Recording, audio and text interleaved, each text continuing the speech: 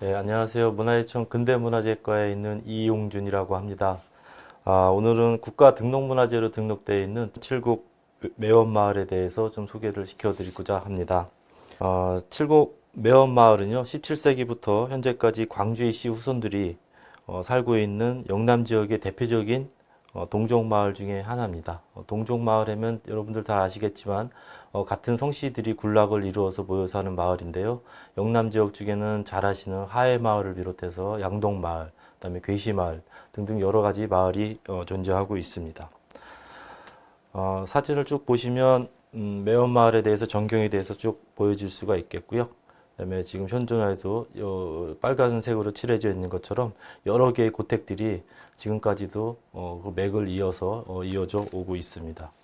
먼저 마을의 구조부터 좀 설명을 드리고자 합니다. 마을은 보시는 바와 같이 배산임수라고 하는 우리나라의 기본적인 인문학적인 풍수 사상에 따라서 마을이 형성이 되어 있는 것을 좀 보실 수가 있을 것 같습니다. 그래서 뒤쪽에 배산이 있고요, 앞쪽에 안산이라고 하는 산이 있고 그 사이를 동정청이라고 하는 강물이 흐르고 있어서 전형적인 우리나라의 하나의 주거지의 양상을 이제 보여주고 있다라고 할 수가 있겠습니다.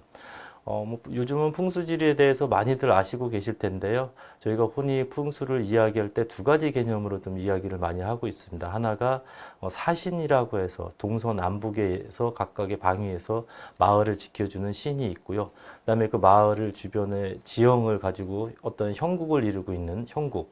그래서 사신론과 형국론 두 가지를 가지고서 우리가 풍수를 흔히들 많이 이야기를 하고 있습니다. 그래서 오늘 소개시켜드리는 매원마을 같은 경우 이 두 가지의 요소를 가지고 우리가 좀 살펴볼 수가 있을 것 같은데요. 일단은 아까도 배산임수라고 말씀을 드렸지만 뒤쪽에 북현무, 남쪽에 남주작에 해당하는 안산, 뒤쪽에 북현무에 해당하는 조산, 그다음에 좌청룡에 해당하는 산맥, 우백호가 있어야 됩니다. 다만 지금 매연마을에서는 우백호가 지금 없는 상태예요. 산이 없고요. 좌측 보시는 것 같이 농경지가 그대로 좀 이어져 있습니다. 그래서 이 사신론으로 봤을 때는 우백호, 그러니까 서쪽에, 동쪽에 해당하는 기운이 좀 약하다고 이렇게 볼 수가 있겠죠. 그래서 예전에 선조들께서는 이러한 것들을 좀 극복하기 위해서 우백호 자락에 해당하는 지역에 인위적으로 소나무를 심어서 하나의 산을 만들게 되는 거죠. 그래서 우리가 흔히 전문적인 용어로 비보림이다라고 이야기를 합니다. 그래서 화면에서는 잘 보실지는 모르겠습니다만 좌청룡에 상응하는 우백호 지역에 소나무 숲을 만들어서 비보림의 성격으로 마을을 이렇게 보호하는 어떤 그런 전통적인 사상이 그대로 녹아 있다라고 하는 것을 좀 보여줄 수가 있고요. 그런 측면에서 매원마을이 가지고 있는 역사적인 특징이 있다라고 충분히 설명을 드릴 수가 있겠습니다. 그거와 함께 형국론이라고 아까 말씀드렸는데요. 그래서 다양한 뭐 형국론을 이야기를 하고 있습니다. 그래서 어떤 마을에서는 뭐 금계 포란형, 그래서 닭이 알을 이렇게 싸고 있는 어떤 형태, 뭐 이런 것들을 이야기하고 있는데요. 매화마을 같은 경우는 매화꽃이 떨어져서 만들어진 형상, 그래서 매화 낙지형이라고 하는 표현을 쓰고 있습니다. 매화 낙지형의 어떤 그런 형국을 가지고 있다. 그래서 사신론, 다시 얘기해서 좌청룡 우백호, 남주작 북현무에 해당하는 사신론과 함께 매화 낙지형이라고 하는 형국을 가지고 있는 어떤 전통적인 마을의 어떤 풍수관념을 찾아볼 수 있는 그런 마을이다라고 볼 수가 있겠습니다. 지금까지 말씀드렸던 거는 자연적인 어떤 그런 요소가 되겠고요. 또 인문학적으로 좀 저희가 살펴보면 매화마을이 가지고 있는 중요한 특징 중에 하나가 가운데 중매를 시작으로 해서 동서 방향으로 상매, 서매 이렇게 좀 마을이 분포되어 가는 것들을 저희가 좀 확인을 할 수가 있습니다. 다양한 마을들이 전통 마을들이 보면 지형에 따라서 이제 그 마을이 동종 마을을 이루면서 여러 세대가 살면서 마을이 분포되어 가는 과정들을 흔히 이제 북쪽에서부터 남쪽으로 내려오는 어떤 이런 영상들을 많이 볼 수가 있는데요. 이것처럼 이제 중매라고 하는 가운데부터 시작을 해서 그 주변 지형이 뒤에 산이 있고 앞에 좀 넓게 널이 펼쳐져 있기 때문에 아마 앞쪽으로 이렇게 좀 내려오기가 좀 불편했었던 것 같아요. 매원마을 같은 경우. 그래서 좀 평지의 어떤 형태에 따라서 횡으로 좀 마을이 분화되어 가는 과정들을 볼 수가 있겠고요. 그다음에 이 중매를 시작으로 해서 그 일가의 어떤 친인척들이 계속해서 한 마을에서 상매 서매로 흩어져 내려가는, 그래서 이제 이런 것들을 저희가 동촌 분파라고 하는데요. 이런 동촌 분파되어 가는 어떤 그런 사실들도 이 마을에서 확인할 수 있는, 그래서 아까 말씀드렸던 저기 풍수지리에 입각한 어떤 자연관과 그다음에 동종 분파되어가는 어떤 인문학적인 특징들, 이러한 것들을 70 매원마을에서 우리가 자세히 좀 살펴볼 수 있다. 그래서 그 마을이 가지고 있는 중요한 특징 중에 하나가 저희가 말씀을 드릴 수가 있을 것 같습니다. 화면에서 보시는데 좌측 상단에 보시면 동솔밭이라고 있는데요. 그것이 아까 말씀드린 대로 비보립, 작게 얘기해서 이제 우백호 지역에 해당하는 지역에 어떤 산지가 좀 허하다 보니 거기서 인위적으로 소나무를 심어서 만들었었던 비보림의 역할을 하는 동솔밭이라고 하는 부분들이 있고요. 그 다음에 좌측 하단에 보시면은 갓쓰고 돋보 입고 하셨던 어르신들이 제사 지내는 모습이 보일 텐데 이게 제단입니다.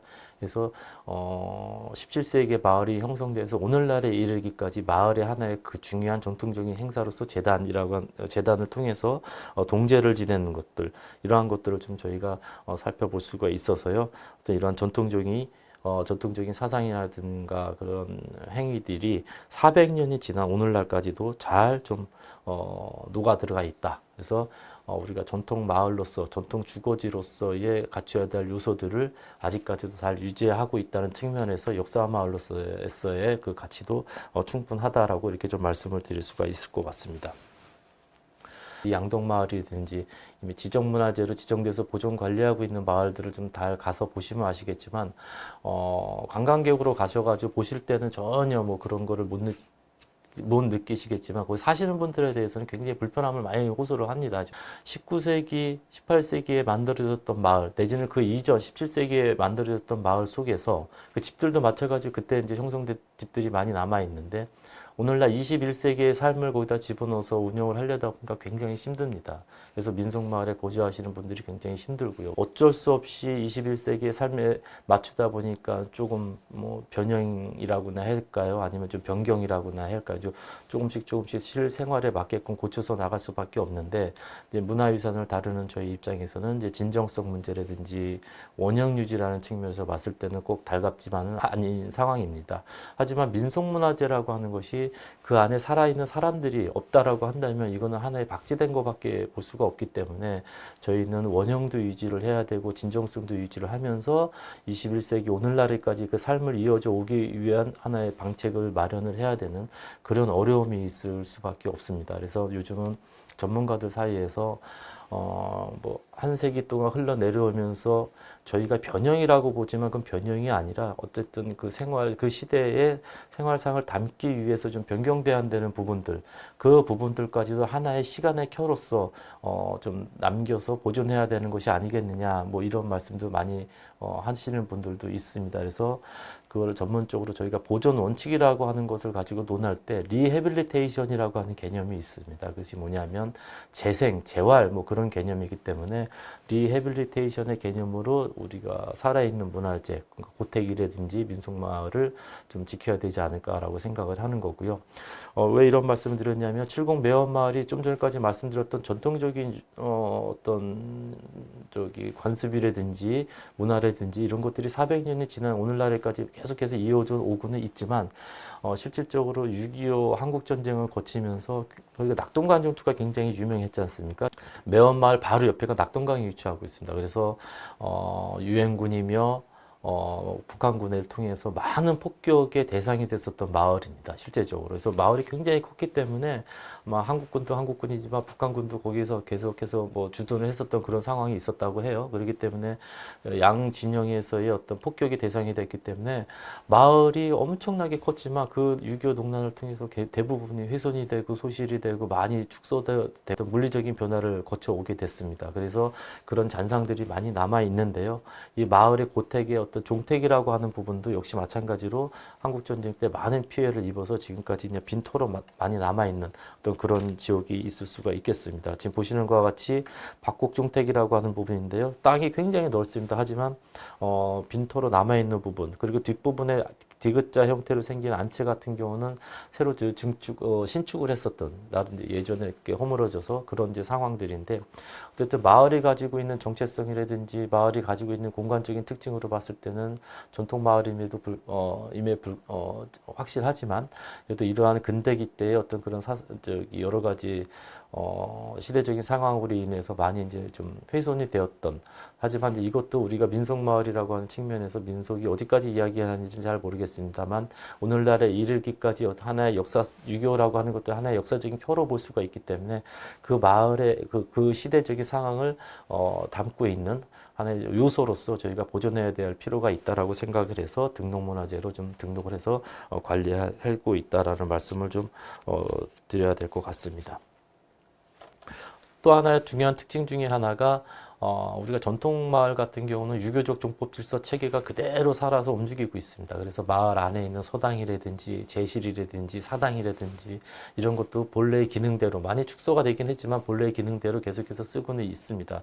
다만 이제 매원마을 같은 경우는 아까 말씀드렸던 한국 전쟁을 거치고 그다음에 근대화를 거치면서 오늘날에 이르기까지 다양한 전통 마을에서도 조금씩의 생활상의 변화되어 가는 모습들을 볼 수가 있었는데요. 그 대표적인 게 지금 보시는 것과 같은 제실 문화라고 볼 수가 있겠습니다. 그래서 제실이라고 하는 것은 전통 마을에서 또 유교적 종법 질서를 지켜야 되는 공간에서는 굉장히 중요한 하나의 요소가 되겠는데요. 그래서 보통 그 마을에 하나 정도를 건립을 해서 그 마을에서 공통적으로 이제 운영을 하게 되는 그러한 것들이 일반적이라고 볼 수가 있겠는데요. 매원마을 같은 경우는 동족 분파라고 아까 말씀드렸다시피 계속해서 동족들이 분파되어 가는 과정 속에서 공간들이 확장되어 나가고 나름대로의 좀 혈연 같은 것들이 형성되면서 제실도 여러 개가 좀 만들어지게 되어 가는 어떤 그런 사회적인 현상도 볼 수가 있겠고요. 그래서 한 마을임에도 불구하고 여러 개의 제실들이 건립했었던, 다시 얘기해서 그 이전의 전통 마을에서 볼 수 없었던 하나의 시대적인 현상이 나타나는 것을 좀 확인을 할 수가 있겠고요. 두 번째는 사진에서 보시는 바와 같이 제실이 기능이 변해서 하나의 주거로서 등장하는 모습들, 이러한 것들을 좀 저희가 보실 수가 있을 것 같습니다. 그래서 유교적 종법 질서라고 하는 어떤 그 논리에서 시대의 변화가 가져오는, 또 그 속에서 그 시대의 변화에 따라서 순응해 나아가는 이러한 하나의 공간적인 변화를 매원마을에서 볼 수 있다는 것이 하나의 가장 큰 중요한 요소 중에 하나라고 볼 수가 있겠습니다. 그래서 저희가 등록문화재 같은 경우는 지정문화재에 비해서 좀 더 좀 유연한 어떤 그런 보호 체계를 갖고가 있고요. 그 다음에 또 지정문화재가 요구하게 되는 어떤 엄격한 원형 보존의 원칙, 내지는 또 진정성의 유지, 이런 것들에 대해서 좀 유연하게 저희가 대처를 할 수가 있기 때문에 아까 말씀드렸었던 전통 마을이 시대의 흐름에 따라서 근대기를 거치면서 오늘날에 이르기까지 여러 가지 층위의 개념의 변화들을 녹아있는 매원마을이 그런 개념에서는 등록민속마을로 가져가는데 굉장히 적합하다라고 이렇게 생각을 했었습니다. 그래서 지금 보시는 거는 예전의 어떤 항공사진인데요. 저희가 그래서 등록 민속마을을 추진을 하면서 과연 마을의 구조가 어떻게 변화가 되어 있는지를 좀 한번 살펴봤었고요. 그래서 일제강점기 때 지적원도라고 하는 1912년, 14년대에 만들어진 지적원도를 통해서 옛날에 항공사진하고 이제 비교를 해봤고요. 그래서 마을의 큰 틀에서는 변화는 없었고, 단지 이제 아까 말씀드렸던 그 시대적인 변화에 따라서 내재적으로 발생하는 그러한 모습들을 변모해 나아가는 것들을 확인을 할 수가 있었습니다. 그래서 이러한 자료들을 통해서 저희가 지금 색깔로 칠해져 있는 부분들, 다시 이제 보라색으로 칠해져 있는 길, 그리고 그다음에 녹색으로 칠해져 있는 저희가 새로 발굴한 문화재들. 그다음에 또 특이하게 이 매원마을 안에는요, 이제 황색으로 칠해져 있는 부분들이 있는데 이 부분은 지방문화재로 지정이 돼서 보존 관리하고 있는 문화유산들입니다. 그래서 이러한 것들을 아울러서 저희가 국가등록문화재로 등록을 해서 보존 관리하고 있습니다. 그래서 역사마을이라고 하는 가칭, 역사마을이라는 틀을 갖고서 저희가 보존하고 관리하고 있습니다. 그래서 우리가 과거 속에서 계속 지켜 내려왔었던 전통적인 어떤 그런 마을대 구조 체계 이런 것들이